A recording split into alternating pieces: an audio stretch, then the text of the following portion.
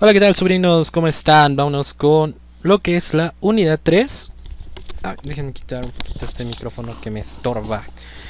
Y vamos a ver hoy lo que es la lucha, bueno, el pensamiento y movimientos sociales del siglo político y movimientos sociales y políticos del siglo XIX, donde pues vamos a ver la lucha entre el liberalismo, conservadurismo y etc. Recuerda que si no has encontrado la unidad 2 de este curso de Historia Universal, es porque está exclusivamente para el curso en línea o para la membresía. Entonces te invito a que adquieras la membresía de una manera muy sencilla, dando clic aquí abajo en el botón unirte, o ve a nuestra página de Facebook y aprovecha nuestra promoción de todo el curso por 499 pesos. Y bueno, vamos a iniciar con la lucha entre el liberalismo y el conservadurismo. Debemos de entender que primero, pues cuando nosotros estemos hablando del liberalismo, es una corriente de pensamiento de acción política y social que pues sucede por ahí del siglo del siglo XIX, por ahí de 1900 y tantos, donde pues vamos a ver que el liberalismo lucha por lo que son las libertades y los derechos civiles, también por una república y una división de poderes, una democracia y un estado laico. De igual manera tenemos a la propiedad privada, que sea libre de competencia, y tenemos el proceso y progreso social, político, económico o industrial. Sin embargo, tenemos lo que es la oposición, que va a ser los conservadores o el conservadurismo, que pues obviamente ellos quieren el orden como fundamento del Estado, quieren tener una monarquía absoluta, prácticamente quieren manejar una religión como Estado y los privilegios sociales de sectores conservadores como la aristocracia y el clero. Aquí tenemos, por ejemplo, lo que es el liberalismo, que viene de la ilustración. Tenemos el mundo oscuro, surge el despotismo ilustrado, nacen las clases sociales, pero también lo que lucha el conservadurismo, pues en este caso, ¿no?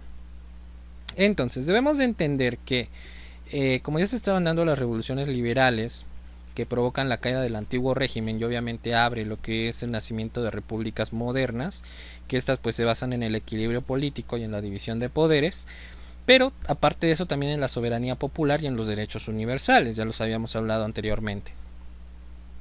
En este caso, la Revolución Francesa pues tiene un gran pegue en Europa y en América, más que nada por el nacionalismo, y pues prácticamente era muy ligada a lo que eran las aspiraciones liberales de la burguesía.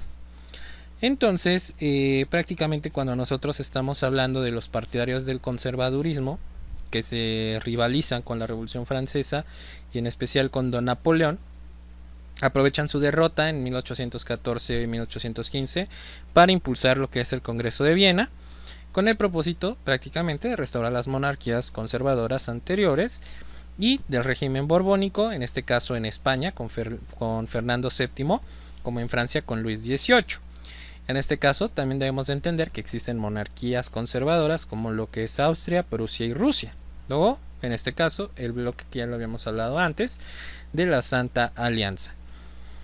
Entonces, cuando nosotros estemos hablando de todo esto, tenemos que abordar pues lo que es el Congreso de Viena, que prácticamente tiene como principal función la restauración del antiguo régimen de Francia, por supuesto de los gobiernos absolutistas. Obviamente era lo que estábamos hablando ahorita, pero pues prácticamente esto se va a basar en tres principios, que primero es el de la legitimidad, restaurar el poder a los monarcas, la de compensación, que es que algunos países recibirán territorios como retribución por las pérdidas sufridas, y de equilibrio en el poder, que son establecimientos de medidas precautorias para que ninguna nación poderosa fuera una amenaza contra la soberanía de las demás naciones.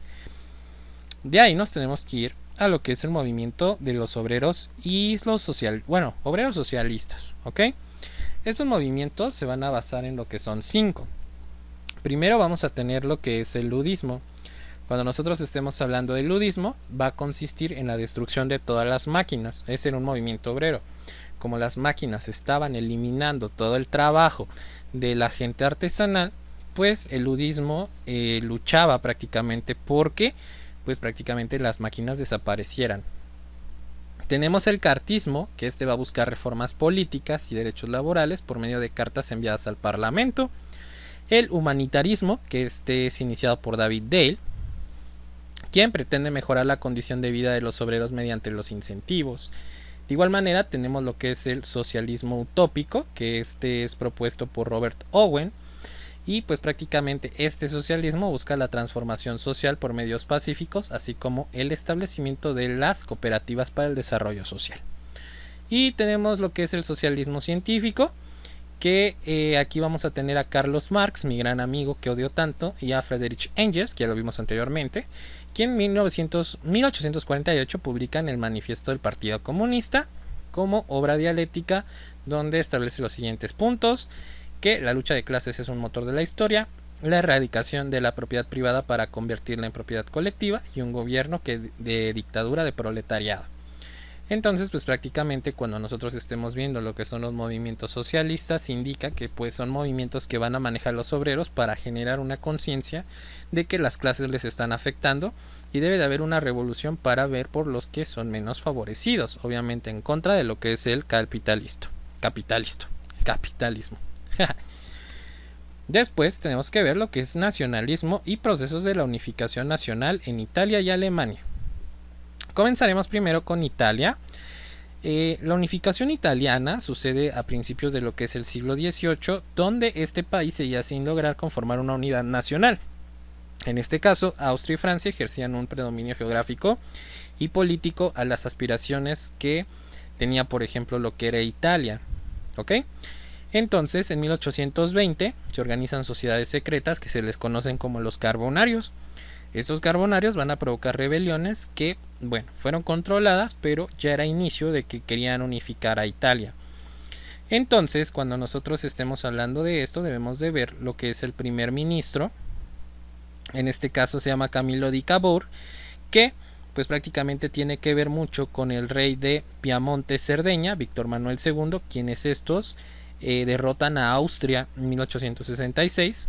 Y aparte hay una alianza con Napoleón III que le permite a Cerdeña pues anexar territorios del norte donde Austria había dominado, o sea, ya se empieza a unificar. Pero más allá de eso hay un personaje sobresaliente en la unificación italiana, que es Giuseppe Garibaldi, quien dirigió la lucha liberal en Nápoles y Sicilia contra el rey Fernando II. Y en 1870 todo lo que eran estados papales se van a disolver y van a ser anexados junto con Roma. ¿Ok? Por eso es de que Roma es el estado más pequeño. Y pues vamos a tener que el Reino de Italia, con lo cual el país logra la unificación total. Ahora, cuando nosotros estemos viendo la unificación alemana, tenemos que ver la siguiente cosa. Que cuando nosotros estemos hablando de esto, en 1815 va a haber un congreso que se llama Congreso de Viena, que decreta la integración de la Confederación de 30 estados germanos, o germánicos como le quieran llamar, con la protección de Austria. Y en 1819 Prusia, paréntesis Alemania, impulsó una unión aduanera y comercial entre los estados alemanes conocidos como los Zollverein. Ahora, con una agitación que hubo en 1848 que se le conoce como la agitación nacionalista, prácticamente tenemos la presencia del socialismo en una movilización en Alemania. Entonces se presenta como un nuevo antecedente histórico la unificación, debido a que prácticamente hay una apertura liberal y nacionalista en lo que es Prusia. Ahora, la unificación inicia a partir de 1861 con Guillermo I, cuando asciende al trono de Prusia, comenzando una fase político-militar de la unidad alemana. Ahora, el personaje importante de esta unificación es el primer ministro, que se le conoce como Otto von Bismarck, el canciller de hierro, ¿okay? Quien lidera las siguientes guerras para la unificación germana. Manejamos 3 guerras importantes del canciller de hierro, que es la primera, la guerra danesa en 1864, conocida como la guerra por los ducados; la segunda guerra, que es la austro-prusiana en 1866, llamada el Tratado de Praga, con lo que se da una unificación parcial; y tenemos el 3, que es la guerra franco-prusiana en 1870 a 1871, que esta le va a dar el triunfo a Prusia y se firma el Tratado de Frankfurt, con el que se logra la unificación alemana. Además de que pues prácticamente Francia pierde todas las provincias de Alsacia y Lorena, que las vamos a nombrar pues más adelante. Y con esto pues terminamos lo que es la unidad 3, que es pensamientos y movimientos sociales y políticos del siglo XIX. Como se dan cuenta, es un tema demasiado pequeño. La historia universal no es difícil, es muy relajada, pero si quieres ver por ejemplo la unidad 4, que es el imperialismo, que prácticamente es un poco importante, pero también lo que es la unidad 2, te invitamos a que adquieras nuestro curso en línea, ya que prácticamente esto te va a ayudar a mejorar tus puntos en el examen en historia.